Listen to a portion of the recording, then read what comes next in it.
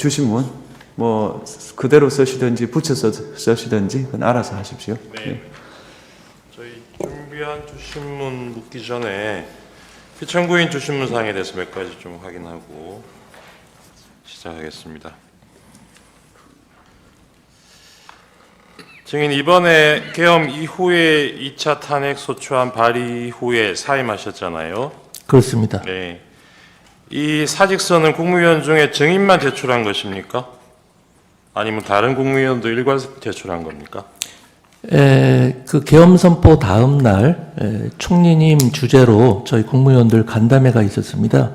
거기서 일괄 사표를 제출하냐 마냐 갑론을박이 있었고요. 네. 그 자리에서 결정된 것은 총리님께 모든 것을 위임하자 이렇게 됐었고 개별적으로 사표를 제출한 사람은 없는 것으로 알고 있고요. 네. 저 같은 경우는 탄핵 소추가 발의가 되었고 아까 말씀드린 주신문에서 있었던 것과 같은 상황이 있어서 제가 사표를 제출했던 것으로 알고 있고 개별적으로 사직서를 네, 제출한 그렇습니다. 분은 증인만 그렇게 한 것으로 알고 있다는 제가 알기로는 그렇습니다. 네, 알겠습니다. 주신문에서 대통령이 계엄 선포 이전에도 국무회의에서 아까 뭐 모두 발언 말고 공개되지 않는 그 마치는 발언에서는 뭐 이런 얘기들을 하셨다 그러면서 그 중에 이재명 대표에 대한 수사가 진행 중인데 관련 사건 특검법을 통과시키니 거부할 수밖에 없다. 이런 얘기도 하신 것으로 지금 대리인께서 물으실 때 그렇다고 대답을 하셨는데 이재명 대표 수사 관련해서 관련 사건 특검법이라는 게 뭔가요? 이재명 대표에 대한 수사를 못하게 하는 특검 법안이 있었습니까? 뭐 그 자세한 내용은 모르겠는데요. 아까 말씀드린 바와 같이 그거 모르시면서 뭐 아니요. 그렇다고 맞다고 대답을 아니 하세요. 정확히 들어보십시오. 국무회의 후반 그 다음에 다른 행사의 환담회 전후 그 다음에 네. 오만찬에서 그런 취지의 말씀을 하셨고 그 대통령께서 어떤 취지로 말씀하셨는지 제가 잘 모르죠. 그게 지금 대리인께서 말씀하시는 부분에 대해서 지금 아시기로는 그런 특검 법안이 있었습니까? 잘 모르겠습니다. 저는.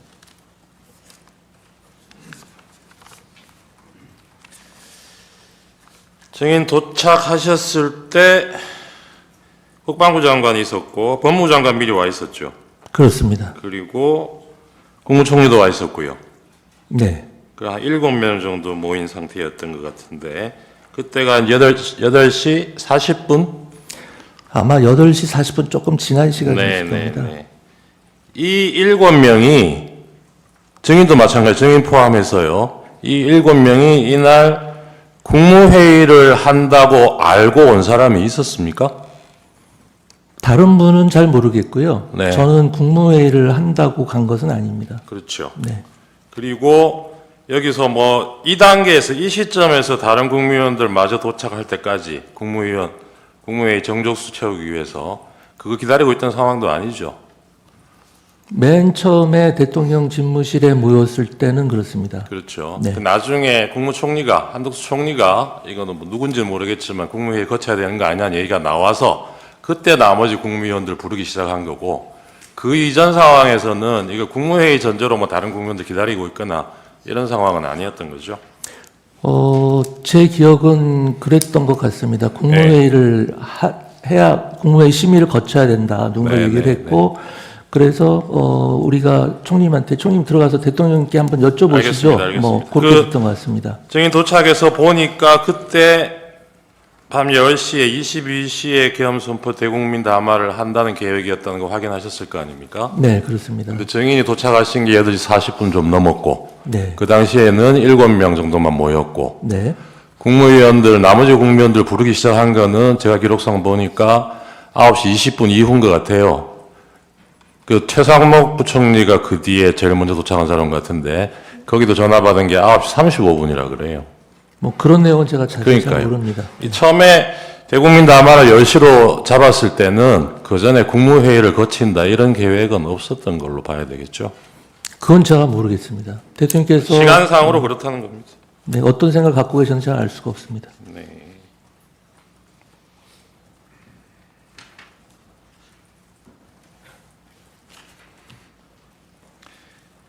그 국무회의 거쳐야 되는 거 아니냐 이런 얘기하고 그때 이제 나머지 국무위원들 연락하기 시작해서 최초로 온 사람이 최상목 부총리였던 거는 기억나십니까? 국무위원들 도착 순서라든지 그런 것은 기억을 하지 못하고 있습니다. 그 네. 당시 뭐 그걸 일일이 확인하거나 기억에 남아있지 않는 아까 상황이었습니다. 뭐 단전 단수 관련해서 뭐 쪽지 보셨다는 거예요. 네. 그 쪽지 말고 계엄 선포 자체에 대해서 뭐 검토한 문건이라든가 이런 문서는 혹시 그날 그 자리에서 보신 적 있습니까? 그 검토한 문건이라기보다 제가 최초로 대통령 집무실에 도착했을 때 그 또 책상에 있는 걸 문건을 하나 봤는데 네. 그게 지금 와서 보면 그게 계엄 선포문 아닌가 네, 싶습니다. 네, 네. 이제 비상 계엄 이렇게 써여 있었고요. 그러면 그날 증인이 보신 문건이라는 게 이 계엄 선포문 지금 말씀하신 거하고 네. 아까 단전 단수 쓰여 있던 네, 그 네, 문건하고 그렇습니다. 또 뭐 있었습니까? 없었습니다. 그렇게만 있었어요. 네. 그 문건 자체는 여러 장이 있었는데요. 네, 알겠습니다. 제가 본 거는 그렇습니다. 그 국무위원들이 뭐 만류하는 국무위원들이 많았지 않습니까? 네. 그죠. 증인도 그러셨다는 거고 네. 그렇게 국무위원들이 반대를 하면 피청구인이 그때 계획을 변경할 생각이 있어 보이던가요? 아까 말씀드린 바와 같이 반대라는 표현은 적절치가 않고요. 저희들이 이제 그 만류를 하면 네네 만류를 하면 모르겠습니다. 저희들은 어쨌든 너무 정무적인 부담이 클 것으로 국무위원들은 대체적으로 다 그렇게 생각을 했고요. 네, 그 만류하면은 뭐 만류할 수도 있겠다고 생각했는데 네. 대통령님이 다 고려를 하신 네, 사안이고 알겠습니다. 아까 31항에서 피청구인 대리인께서 증인이 도착한 8시 40분부터 선포하러 피청구인이 회의실 떠난 22시 22분경까지 마치 뭐 1시간 44분 동안 국무회의가 개최된 것처럼 이렇게 물으셨는데 실제로 정족수 채워져서 대통령 내려갈 때까지 시간은 5분이죠. 네 그렇다고 들었습니다. 네. 그 5분 동안에 그 5분 동안에도 대통령이 얘기를 많이 하셨죠. 그러니까 이제 그 국무위원들이 어떤 생각을 가지고 있고 네. 어떤 이야기를 한다는 것은 대통령께서 다 전달을 받으셨고요. 그 자리에서 처음에도 뭐 한번 대통령 제고해 주십시오 이런 어쨌든 정도 이걸 얘기가 뭐 있었던 것 국무회의라고 같고요. 볼 수 있을지는 모르겠는데 국무회의라고 볼 수 있다고 치더라도 네. 5분이잖아요. 네. 그 5분 안에 대통령이 자기 생각 설명하고 국무위원들 그렇습니다. 어떻게 생각하는지 의견 말해보라고 기회를 준 적이 있습니까? 그렇지는 않고요. 아까 말씀드린 바와 같이 국무위원들이 모였을 때 네. 그 우려의 목소리를 다시 한번 전달을 했고요. 지난번에 대통령께서 말씀을 김영현 하신 증인 여기 겁니다. 나와서 증언하신 내용 중에 증인 관련된 부분 증인도 들으셨을 거예요. 네, 들었습니다. 행안부 장관한테도 그 문건을 작성해서 줬다고 얘기를 했습니다. 이 줬다고 김영현 증인이 잠깐만요. 얘기한 이 아니 문건이 잠깐만요.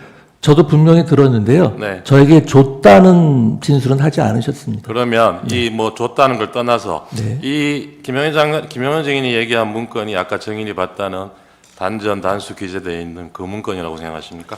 그건 모르겠습니다. 김용현 장관님이 어떤 문건을 작성했는지 제가 알지 못합니다. 전혀. 네. 아까 국무회의가 무슨 대통령에 대한 자문기관인 것처럼 그렇게 말씀하시던데 증인 그동안 국무회의에서 의결해 보신 적 없어요? 그 의결 보통 심의 의결 이렇게 표현을 하죠. 그러니까요. 근데 거기서의 의결이라는 것은 제가 아까 말씀드린 국무회의 국회라든지 규정에 그 과반수 말씀을 출석으로- 끝까지 들어보시죠. 예. 여기 국회가 아니지 않습니까? 네. 국회처럼 뭐 질문하고 말 끊고 시간이 이렇게 한정돼 하시면 있어서 안 되죠. 그렇습니다. 시간이 충분하면 저희 그럼 충분하게 효율적으로 해요. 질문을 하시면 되죠. 네네. 네, 국무회의 규정이 있다는 건 아시죠? 알고 있습니다. 네, 거기에 구성원 과반수 출석으로 개의하고 출석 구성원 3분의 2 이상의 찬성으로 의견한다. 의사 정족수, 의결 정족수 이렇게 규정하고 있는 건 아시죠? 네, 알고 있습니다. 네. 증인 이날 대통령실에서 그 대통령 대국민 담화 보고 다른 국무위원들은 뭐 10시 40분, 50분 이 무렵에 자리를 떠서 자기 부처로 돌아갔는데 증인은 용산에서 출발한 시간을 23시 10분경이라고 그러셨어요. 다른 분들보다 좀 늦어진 이유가 뭡니까? 다른 분들보다 늦은 것은 전혀 아니고요. 이제 국무회의가 끝난 다음에 다들 사실 망연자실한 상태에서 3, 3호 흩어져서 나가기 시작했고요. 저도 다른 국무위원들과 같이 나왔습니다. 네, 알겠습니다. 그래서 집무실에 도착하신 게 11시 반경이죠? 네, 11시 반. 간부회의는 12시에 시작됐고요. 예. 그 30분 동안 뭐 하셨습니까? 아까 말씀드린 바와 같이 이제 경찰청장, 소방청장과 네, 통화도 그때 통화도 하셨다는 했고요. 거군요. 네, 그렇습니다. 네, 알겠습니다. 아까 그 간부회의에서 경찰국장이 보고했다 그랬나요? 지금 네. 국회의원들 뭐 출입 통제 안 하고 있다고, 네, 출입을 하고 있다고 그랬습니다. 출입하고 있다고 그랬죠. 네네. 근데 나중에 실제 상황하고 비교해 보니까 이 보고가 맞던가요? 나중에 실제 다 출입이 됐으니까 경찰에서 190명이 출입이- 모인 것 아니겠습니까? 경찰에서 전면 통제하다가 일시 출입 허용했던 시간이 23시 07분부터 23시 36분이고요. 네. 포고령 발령되고 나서는 23시 36분부터 다시 전면 통제했습니다. 그러니까 정인이 간부회의 시작한 12시 이 무렵에는 다시 전면 통제하고 있던 시점이에요. 나중에 그거 확인 안 해보셨습니까? 지금 근데 그 시점에서 경찰국장이 왜 그런 보고를 했냐 이런 취지의 질문이신 것 같은데요. 그것은 경찰국장에게 확인해 보시면 될 것 같습니다. 실제로 그렇게 저한테 보고를 했습니다. 모든 간부들이 모인 자리에서. 알겠습니다. 아까 그 단전 단수 적혀있던 쪽지는 구체적으로 어디에 있었습니까? 대통령 집무실입니까? 여기 집무실입니다. 적혀있습니다. 집무실에 네, 집무실에 어디에? 어디 위에 놓여 집무실 있습니까? 대통령 탁자에 이렇게 대통령 탁자인가요? 아니면 이 원탁 위인가요? 원탁 말한 원탁 위에. 네. 그 단전 단수에 소방청장 문구도 있었습니까? 제일 머릿말이 그랬던 것 같습니다. 그래요? 네. 머릿말이라는 게 그럼 제목같이 예, 그렇습니다. 소방청장 이렇게 돼 있었습니까? 네.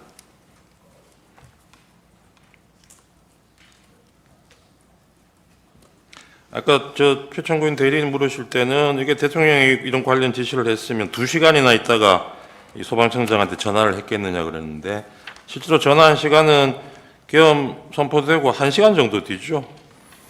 예, 계엄 11시 37분 선포로부터는 예, 경이니까요. 그렇습니다. 그렇죠. 그 소방청장 통화하기 직전에 경찰청장하고도 통화하셨죠. 그렇습니다. 아까 거기에 적혀 있던 장소 MBC 여론조사 꽃 기억나십니까? 네. 또 뭐 있었습니까? 한겨레, 한겨레도 경향신문, 있었던 것 JTBC 같고요. 맞습니까? 대충 그 정도였을 겁니다. 예, 이런 장소에 아까 출동 안 한 걸로 알고 있다 그러셨는데요. 네. 다른 데는 몰라도 MBC하고 여론조사 꽃에는 계엄군이 출동을 했죠. 그건 확인 못 하셨어요? 그건 제가 몰랐던 사실입니다. 예. 여론조사 꽃에는 거기에 계엄군 출동해서 한동안 머물렀고 MBC 쪽으로도 출동을 가다가 계엄 해제되는 바람에 돌아왔다고 그럽니다. 그런 내용은 확인 안 해보셨나요? 네, 그런 거 잘 모릅니다. 그리고 증인 그 다음 날 대통령하고 통화하면서 즉석 해제 해제건이 즉석에서 받아들인 거 정말 잘하셨다 이렇게 얘기하셨다 그랬잖아요. 네. 즉석에서 받아들였는지 안 했는지 어떻게 아세요? 계엄 해제가 국회에서 요청이 해제된 게 이루어진 1시 이후에 3분입니다. 예, 바로 그리고 한 것으로 알고 있습니다. 그 한 10분 뒤에 1시 15분쯤 대통령이 그 합참 지휘통제실에 내려가서 한 30분 동안 머물러 있었다는 건 알고 계세요? 그런 내용에 대해서 자세히 잘 모릅니다.